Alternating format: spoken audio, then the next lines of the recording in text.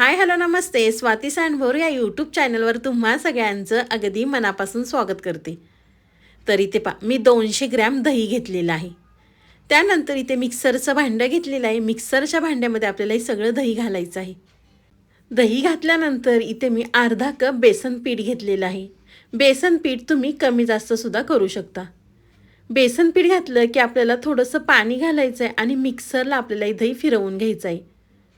तुम्ही या ठिकाणी पाहू शकता मिक्सरला दही मी फिरवून घेतलेलं आहे. त्यानंतर एका बाउलमध्ये काढून घेते. एका बाउलमध्ये दही घातल्यानंतर आपल्याला त्याच मिक्सरच्या भांड्यामध्ये पाणी घेऊन बाउलमध्ये घालायचं आहे. तर दही आपलं मिक्सरला फिरवून झालेलं आहे. दह्याचं एका साईडला ठेवूया. इथं मी मिक्सरचं भांडं घेतलेलं आहे. मिक्सरच्या भांड्यामध्ये आपल्याला मिरच्या घालायच्या आहेत. आपल्याला 2 रेसिपींसाठी मिरच्या लागणार आहे म्हणून या ठिकाणी मी थोड्याशा जास्त मिरच्या वापरलेल्या आहेत. मिरच्या घातल्या की भरपूर सोललेला लसूण, कोथिंबीरीच्या काड्या घातलेल्या आहेत. 1 चमचा आपल्याला यामध्ये जिरे घालायचे आहेत आणि मिक्सरला आपल्याला हे जाडसर वाटून घ्यायचं आहे. अगदी या पद्धतीने. तर मिरचीचा ठेचासुद्धा वाटून झालेला आहे. इथे मी कढई गरम करून घेतलेली आहे. त्यामध्ये आपल्याला गरजेनुसार तेल घालायचं आहे. तेल तुम्ही तुमच्या आवडीनुसार कमी अधिक करू शकता. तेल घातलं, तेल गरम झाले की इथे मी छोटा चमचा मोहरी घातलेली आहे. मोहरी तेलामध्ये तडतडली की त्यानंतर आपल्याला 1 छोटा चमचा जिरे घालायचे आहेत. जिरे मोहरी तेलामध्ये तडतडली की इथे मी 7 ते 8 कढीपत्त्याची पाने चिरून घेतली होती. कढीपत्ता घातला की पाव चमचा आपल्याला हिंग घालायचा आहे. कढीपत्ता तेलामध्ये तडतडल्यानंतर इथे मी 10 ते 12 लसूण पाकळ्या टेचून घातल्या होत्या. आपण वाटणामध्ये सुद्धा लसूण वापरलेला आहे आणि फोडणीमध्ये सुद्धा या ठिकाणी लसूण वापरलेला आहे. लसूण तेलावरती लाल झाला की आपण मिक्सरच्या भांड्यामध्ये मिरचीचा ठेचा वाटून घेतला होता तो आपल्याला त्यामध्ये घालायचा आहे. तर इथे मी 1.5 चमचा घातलेला आहे. तिखट तुम्ही तुमच्या आवडीनुसार कमी अधिक करू शकता. मिरचीचा ठेचा तेलावरती छान परतला की मिरचीचा तिखटपणा कमी होतो. त्यानंतर इथे मी अर्धा चमचा हळद घालायची आहे. हळद घातली की परत इथे मी मिरचीमध्ये मिक्स करून घेते. मिक्स केल्यानंतर आपण मिक्सरला दही फिरवून घेतलं होतं ते दही आपल्याला त्यामध्ये घालायचं आहे. दही घातल्यानंतर त्यामध्ये आपल्याला पाणी घालायचं आहे. तुम्हाला ही कढी किती दाटसर हवी किंवा किती सैलसर हवी त्यानुसार तुम्ही यामध्ये पाणी घालू शकता. तुमच्या लक्षात आलंच असेल की आज आपण कढीवडा बनवतोय. नेहमी तुम्ही तुमच्या पद्धतीने कढी बनवत असाल पण एकदा या पद्धतीने नक्कीच बनवून पहा. गरजेनुसार पाणी घातलं की त्यामध्ये आपल्याला अर्धा चमचा साखर घालायची आहे. तुम्ही साखर किंवा यामध्ये गूळसुद्धा घालू शकता. तुम्हाला जर गुळाची चव आवडत असेल तर त्यामध्ये तुम्ही गूळसुद्धा घालू शकता.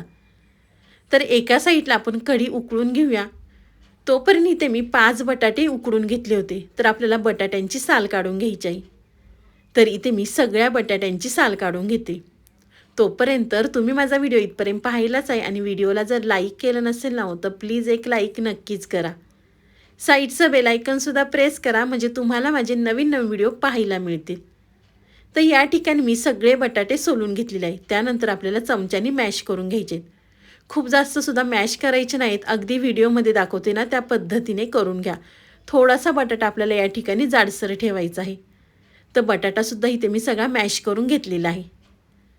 त्यानंतर कढई गरम करून घेतलेली आहे. कढईमध्ये आपल्याला 1 चमचा तेल घालायचं आहे.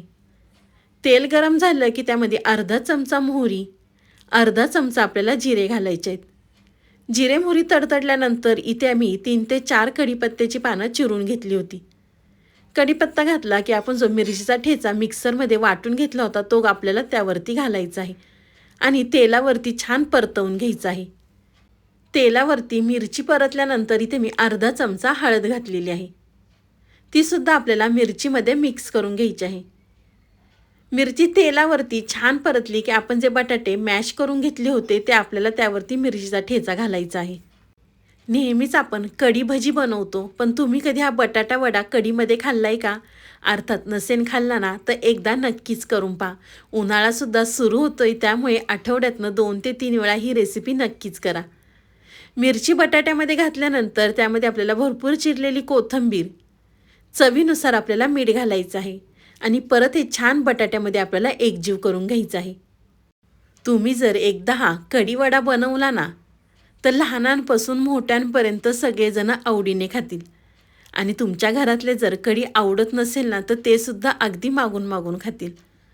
तर तुम्ही या ठिकाणी पाहू शकता मी हाताने बटाटा छान व्यवस्थित मॅश करून घेतलेला आहे. त्यानंतर आपल्याला बटाट्यामधला छोटे छोटे गोळे तयार करून घ्यायचे आहेत.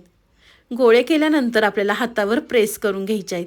आपण जसा बटाटा वडा तयार करतो ना त्या पद्धतीने आपल्याला इथे वडा तयार करून घ्यायचा आहे. आपण बटाटा वडा थोडासा मोठा बनवतो, पण या ठिकाणी आपल्याला छोटे छोटे बटाटे वडे तयार करायचे आहेत. इथे मी सगळे छोटे छोटे बटाटे वडे तयार करून घेते. तोपर्यंत तुम्ही माझा व्हिडिओ इथपर्यंत पाहिलाच आहे आणि अजूनसुद्धा सबस्क्राईब केलं नसेल ना तर प्लीज एक सबस्क्राईब नक्कीच करा. नवीन यूट्यूबरसाठी तुमचं एक सबस्क्राईब खरंच नवीन यूट्यूबरसाठी उमेद देऊन जातं. त्यामुळे मी हक्काने सांगते प्लीज एक सबस्क्राईब नक्कीच करा. तर या ठिकाणी मी सगळे बटाटे वडे तयार करून घेतलेले आहेत. बटाटे वडे केल्यानंतर इथे मी एक बाउल घेतलेला आहे. त्यामध्ये आपल्याला 1 कप चणा डाळीचं पीठ घ्यायचं आहे. तुम्ही या ठिकाणी मुगाच्या डाळीचं पीठसुद्धा वापरू शकता. काही जणांना चण्याच्या डाळीचं पीठ चालत नाही, त्यामुळे तुम्ही ते मुगाच्या डाळीचं पीठसुद्धा वापरू शकता. त्यामध्ये आपल्याला चवीनुसार मीठ घालायचं आहे, पाव चमचा खाण्याचा सोडा, 1 चमचा आपल्याला ओवा घालायचा आहे. चणा डाळीचं पीठ असल्यामुळे आपण या ठिकाणी ओव्याचा वापर केलेला आहे, म्हणजे पोटाला काही त्रास होणार नाही. सगळं साहित्य घातल्यानंतर थोडं थोडं पाणी घालून आपल्याला हे पीठ मिक्स करून घ्यायचं आहे. आपण बटाटे वडे तयार करण्यासाठी बनवतो ना त्या पद्धतीने आपल्याला इथे पीठ तयार करून घ्यायचं आहे. तर तुम्ही या ठिकाणी पाहू शकता मी पीठ छान सरसरीत तयार करून घेतलेलं आहे. खूप जास्त सैलसर नाही आहे किंवा खूप जास्त दाटसरसुद्धा नाही आहे. अगदी व्हिडिओमध्ये दाखवले ना त्या पद्धतीने करून घ्या. त्यानंतर आपण जे बटाटे वडे तयार करून घेतले होते ना ते आपल्याला बेसन पिठामध्ये डीप करून घ्यायचे आहेत. बेसन पीठ मिक्स करत असताना इथे मी तेल गरम करून घेतले होतं. तेल गरम झालं की त्यामध्ये आपल्याला हे बटाटे वडे सोडायचे आहेत.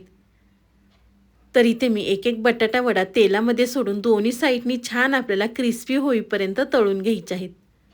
आहे की नाही, तुम्ही जर कढी वडा केला ना तर कोणती भाजी करण्याची सुद्धा गरज नाही आहे.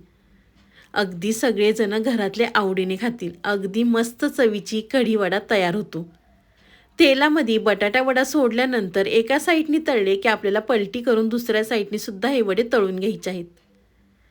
तर तुम्ही या ठिकाणी पाहू शकता मी दोन्ही साईडनी सुद्धा बटाटे वडे छान तळून घेतलेले आहे. बटाट्या वड्यांचा रंगसुद्धा अगदी बदललेला आहे. दोन्ही साईडनी बटाटे वडे तळल्यानंतर एका प्लेटमध्ये काढून घेते. मी म्हणते म्हणून एकदा तुम्ही हा कढी वडा करून पहा. एकदा जर बनवला ना तर खरंच तुम्ही आठवड्यातनं 3 ते 4 वेळा बनवाल ही 100% गॅरंटी मी देते. तुम्ही ही रेसिपी केल्यानंतर मला कमेंट करून कळवा की तुमची रेसिपी कशी झाली. तर बटाटे वडे साईडला काढल्यानंतर अशाच पद्धतीने ते बाकीचे सुद्धा वडे तेलामध्ये सोडते आणि दोन्ही साईडने आपल्याला तळून घ्यायचे आहेत.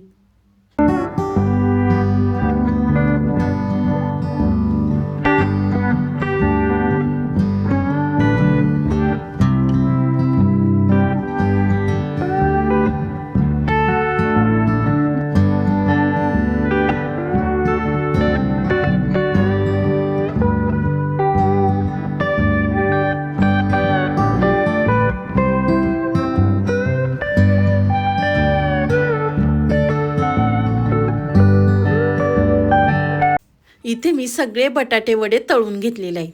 एका साईडला कढीला सुद्धा उकळी आलेली आहे. कढी उकळल्यानंतर आपल्याला गॅस बंद करायचा आहे. थोडीशी थंड झाल्यानंतर आपल्याला त्यामध्ये चवीनुसार मीठ घालायचं आहे. कढीमध्ये जर आधी मीठ घातलं तर कढी फुटण्याची शक्यता असते, त्यामुळे आपल्याला शेवटी मीठ घालायचं.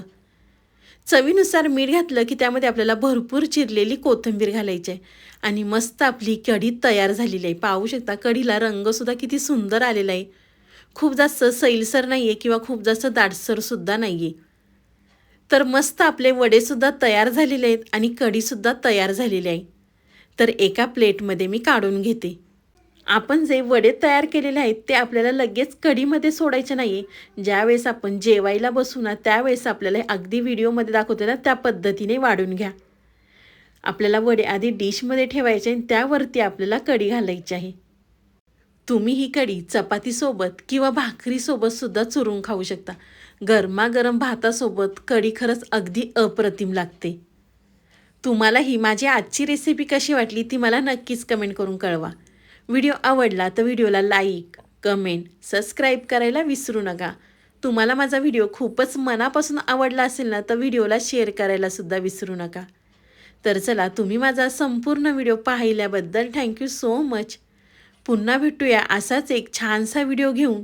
तोपर्यंत मस्त का आणि स्वस्त राहा. बाय.